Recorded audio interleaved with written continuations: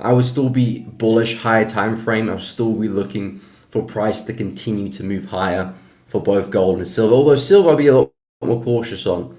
And I've been looking a little bit more at the higher time frames recently just to get a gauge of where we're at for both gold and for both silver. And put things into perspective, because we've seen a really crazy swing. Well, how big is the swing? And scaling to the monthly chart and kind of just zooming out kind of puts into scale how big the swing is. We've had these explosive breakouts here, and this is definitely one of them. And again, you don't really want to be trying to predict the top because you don't know where that's going to be. It could be here, it could be at 5K, who knows. But equally, a top will form soon, and we will go through a long-term, congestion period before the next swing, just like prices continued, through history. So I'm still going to actively buy as we maintain this momentum, and then when I do get those red flags, then I'll know that okay, maybe we're going to enter our pullback phase, our consolidation phase. And for now, it could be time for that. We don't know. But what I am going to keep an eye out for is just bullish momentum. If I do see price start to pick up some strength again, I'll be dropping intraday to try and find some pullbacks.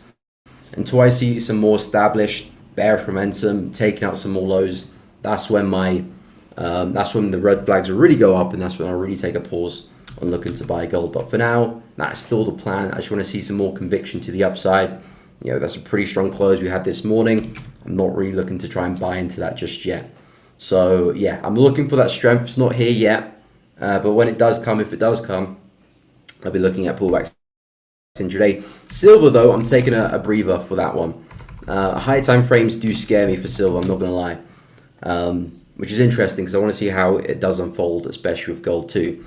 But again, if we quickly scan the high time frames for silver, of course we have seen recent new all-time highs for silver. But again, do we have a repeat of the pattern?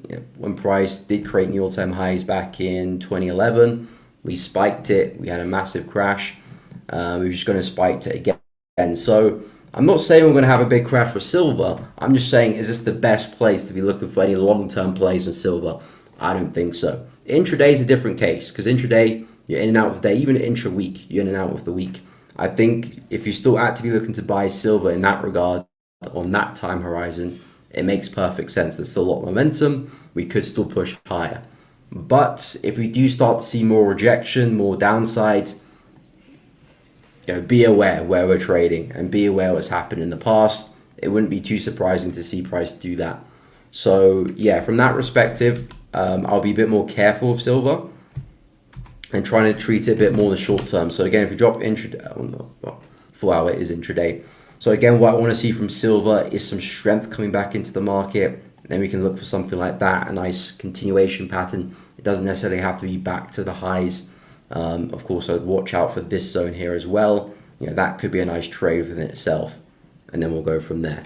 So still trying to buy gold and silver, but yeah, silver's some red flags there. Of course, gold could be in a retracement as well. I just want to wait for momentum to enter the market, and then I'll see if I can find some opportunities. Let me go through some messages. I haven't forgot about dollar CHF, LFTJ. We'll take a look at that.